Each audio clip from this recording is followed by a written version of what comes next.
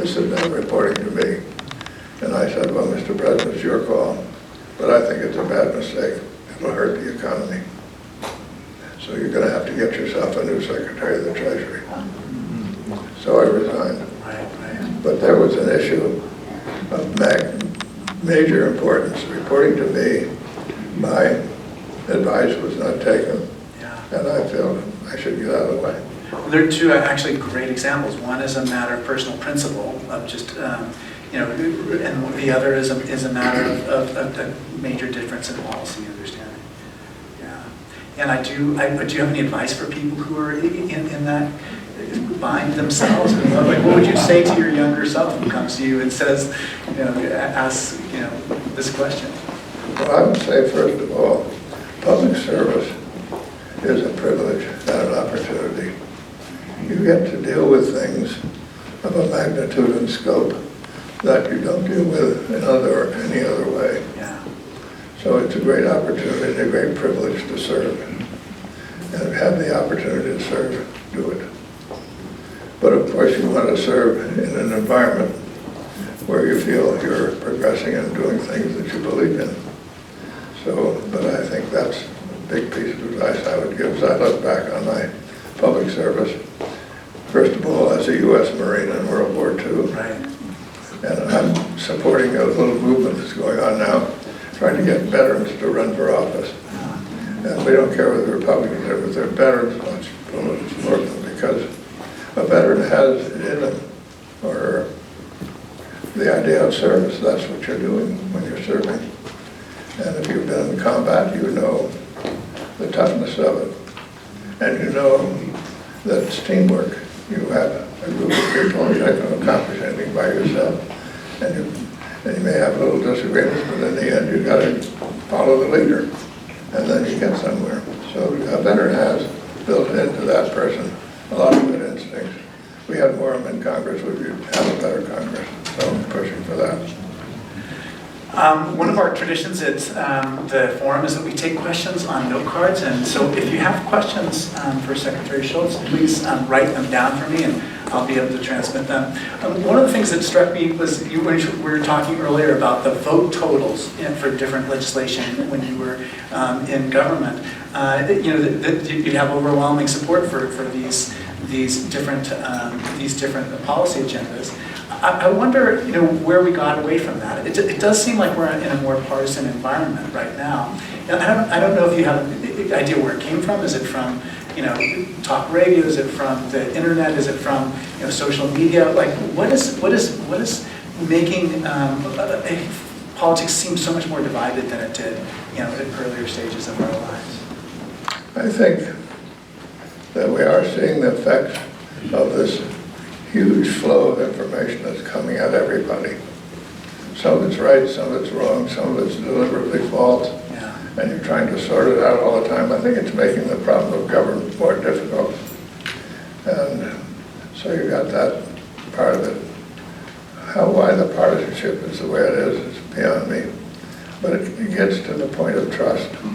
And I think you want to have people in the government who you trust and who trust each other. So I have the feeling that we're going to see a new federalism emerge, where you get more of the decisions made closer to where we are. So here's a mayor, we know the mayor, and so that's a person we can identify in the state and have less of the decisions made at the federal level. Let me give you an example. It's clear that the federal government has to take control of our borders. That's a federal responsibility. No individual state can do that. But then whatever happens, happens. And we had a woman in Oakland a few months ago who came illegally about 20 years or so ago. She had 3 children. 2 of them have grown up and they're working. She's working as a nurse, doing a good job. They expel her. And we all say, this is not us. We wouldn't do that. We don't like that. So I say, whatever they do on the border they do, then let's us make the decisions about what to do about people like that.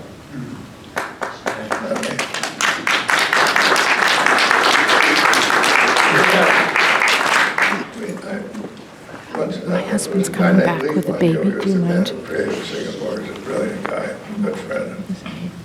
And one time he came here to San Francisco, and I said, well, Harry, welcome. We're glad to have you here. Why are you here? And he said, well, something's going on down there at Stanford, the Silicon Valley. That is unusual, and we think we ought to find out about it in Singapore. Maybe we can learn something and do it too. Just take this seat. And I said, well, how are you going to go about it? He said, we're going to create a venture capital firm and make ourselves part of it. That's the way we're going to learn what you Americans are doing. And I said, well, when you get down there, what you're going to find is there are people there from all over the world.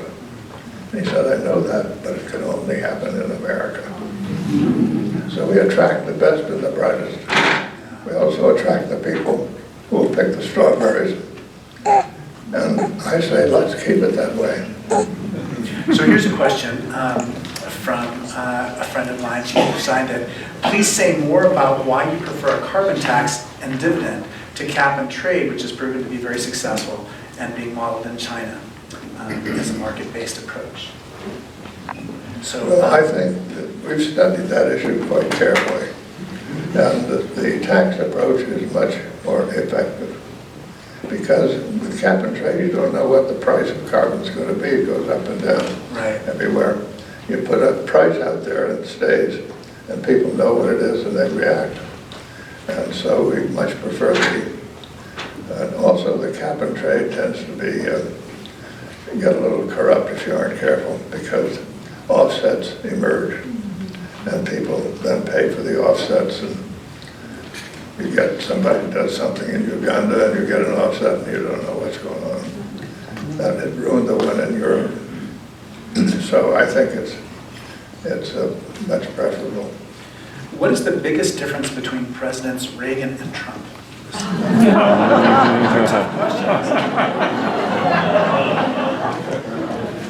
Well, President Reagan was governor of California for 8 years. California is a big state, diversified, complicated. Being governor of California is about as good training for being president as you could get. And he did it well. When he left office, California was in much better shape than when he entered. So he knew something about the problem of governance. And President Trump has never been in a government position before. And one of the things that President Reagan understood was the difference between strength and force. And he realized strength is what you want. Force is a means to an end. If you use force effectively, it gains strength. If you use it ineffectively, it loses strength. But the object is strength. Now here's an example. Early in his presidency, the air traffic controllers went on strike. And he took a principled position. He said they took an oath of office that they wouldn't strike. Now they violated their oath. They're out. And all over the world, people said to them, "Men crazy, these people keep the planes flying." But he learned from his experience as governor of California that execution is part of the game. And he had as his Secretary of Transportation a man named Drew Lewis, who had been chief executive of a large transportation company. So Drew understood the problem, and he knew something about execution. So we put management people in the towers, and we got a little military support, and a very aggressive recruitment and training program. We kept the planes flying. And all over the world, people said, "Hey, watch out, the guy plays for keeps." So that was an action that built strength. And then other examples, the turning point in the Cold War was the deployment of ballistic missiles in Germany. It was the turning point. It was a huge thing. The Soviets did everything they could to block it, or the Allies held firm. So it was a huge exhibition of strength. There was no shot fired, but it was the turning point. Here's a question. Do you believe nuclear energy is part of the carbon-free energy solution? If so, how should the government encourage new nuclear plants? I think it is part of the solution. And nuclear power plants can be operated safely and successfully, as we have shown. We have the biggest fleet right now, but it's declining. I'm also working a little bit and trying to encourage work on a small nuclear reactor. I think this would be a great thing if we could develop it. And it should be possible. After all, the Navy puts them in submarines and carriers. Why can't we get a civilian version? The reason we can't just take what the Navy has done is that it requires weapon-grade fuel. And we want something that doesn't do that.